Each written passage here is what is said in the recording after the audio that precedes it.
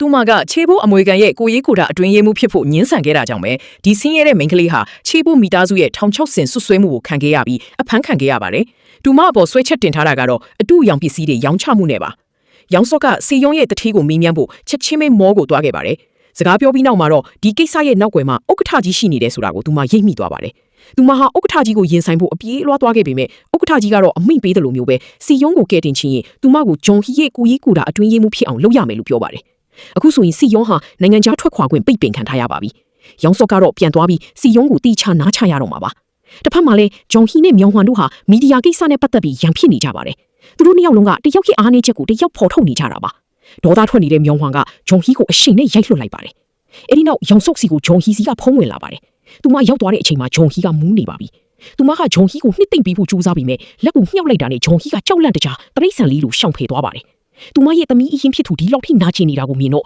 ရောင်စော့ကစီယုံကိုထိမ့်သိမ်းထားဖို့ဆုံးဖြတ်လိုက်ပါတယ်။စီယုံကတော့တက်တီမလုံလောက်တာကြောင့်အာမခံနဲ့ခိတ္တလွတ်လာပါတယ်။သူမကနိုင်ငံခြားမှာပြည်နာတင်ဖို့အတွက်ပြင်ဆင်နေတော့မှပဲရောင်စော့ကတကားကိုတွန်းဖွင့်ဝင်လာပြီးစီယုံကိုအပြစ်ရှိတယ်လို့ခံစားချက်နဲ့ဖတ်လိုက်ပါတယ်။ပြီးနောက်စာချုပ်တစ်ခုကိုကမ်းပေးခဲ့ပါတယ်။ဒါကတော့သူမစီယုံအတွက်လက်မှတ်ထိုးပေးခဲ့တဲ့အလုပ်သစ်စာချုပ်ပါ။အားကိုးရမိနေတဲ့စီယုံကတော့ခြေဘိုးအိမ်တော်ကိုအလုပ်ဝင်ဖို့သွားခဲ့ရပါတယ်။မမျှော်လင့်ပဲတကားဖွင့်ပေးတဲ့သူကသူမရဲ့အမိကိုယ်တိုင်ဖြစ်နေပါတယ်။ယုံကြည်မှုအပြည့်နဲ့ပြုံးနေတဲ့အမိဖြစ်သူရဲ့ပုံစံကပုံမှန်နဲ့မတူပဲကွေးပြားနေပါတယ်။ပိုပြီးအံ့ဩဖို့ကောင်းတာကအဲ့ဒီအိမ်ကအစီခံတွေကလေသူမအမိကိုအလူယူတည်ကြတာပါ။စီယုံဟာဇဝေဇဝါနဲ့ဥက္ကဋ္ဌကြီးကိုတွေ့ဖို့သူမအမိနောက်ကိုလိုက်သွားပါတယ်။ဒါကဂျုံဟီကိုအရန်စိတ်အနှောက်အယှက်ဖြစ်စေပါတယ်။အရင်ကသူမကိုညှင်းဆန်ခဲ့တဲ့စီယုံကအခုအိမ်တော်ကိုရောက်လာတာကြောင့်သူမဟာဥက္ကဋ္ဌကြီးစီကအကျိုးအမြတ်တစ်ခုခုကိုလက်ခံလိုက်ပြီလို့ဂျုံဟီကယူဆလိုက်ပါတယ်။ဥက္ကဋ္ဌကြီးရဲ့မိတ်ဆက်ပြီးမှုကြောင့်စီယုံဟာသူမအမိရောင်စော့ကချီဘိုးအိမ်တော်ရဲ့အိမ်ထင်းချုပ်ကြီးဖြစ်မှကိုတီးလိုက်ပါတယ်။အခန်းစီစဉ်ပြီးနေတော့စီယုံကသူမကိုဂါကြောင်းလင်ခဲ့တာလေလို့မေးမြန်းပါတယ်။ဒါပေမဲ့ရောင်စော့ကတော့သူတို့ရဲ့ပတ်သက်မှုကိုမထုတ်ပြောဖို့နဲ့ဒီမှာအလှုပ်လောက်တာကဟိဝက်ချက်ထိန်းသိမ်းရတဲ့သဘောတူညီချက်ပါဝင်တာကြောင့်လင်ကြီးရတာလို့ရှင်းပြပါတယ်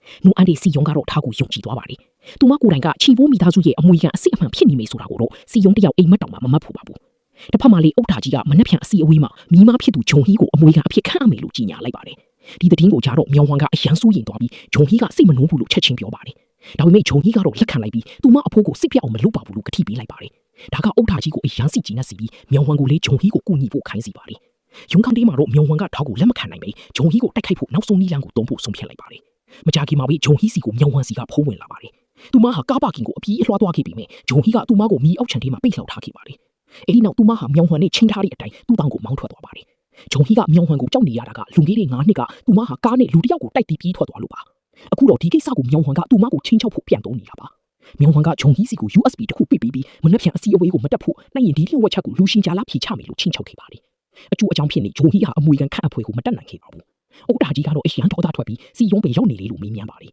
။စီယုံကတော့မီအောက်ချန်ထဲမှာအီးစင်ပြီးတုံ့ရီနေပါတယ်။အဲ့ဒီညနေမှာဂျုံဟီကအိမ်ကိုဖရိုးဖရီးနဲ့ပြန်ရောက်လာပြီးမြောင်ဟွမ်ကသူ့မောက်ကိုနှစ်သိမ့်တယ်လို့မျိုးပဲဟန်ဆောင်နေပါတယ်။အဲ့ဒီအချိန်မှာပဲစီယုံလေးပြန်ရောက်လာပါတယ်။ဥက္ကဋ္ဌကြီးရဲ့ဆွဆွေးမှုတွေကိုရင်ဆိုင်နေရတဲ့စီယုံစကားမပြောခင်မှာပဲရောင်စော့ကအင်ထင်းကျုပ်တစ်ယောက်အနေနဲ့သူ့မောက်ကိုပါရိုက်လိုက်ပါတော့တယ်။သူမအမေရဲ့လိုရက်ကစီယုံရဲ့နှလုံးသားကိုအယမ်းနာချင်စီခဲ့ပါတယ်